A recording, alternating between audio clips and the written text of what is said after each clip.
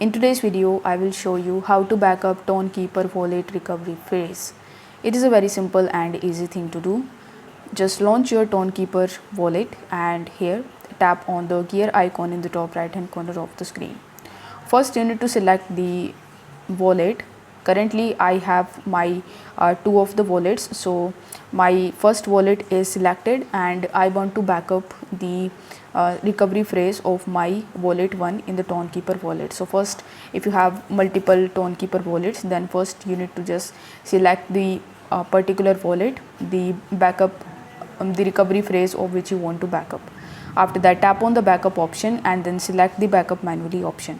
Now it will show you this type of page where it will show you some of the instructions, like you don't need to enter your recovery phrase any other place than Tonkeeper to access your wallet. Tonkeeper support never asks for a recovery phrase and everybody with your recovery phrase can get access to your wallet. So press continue here and it will show you your recovery phrase which you need to back up and keep somewhere safe, and do not share it with anyone. Thank you so much for watching.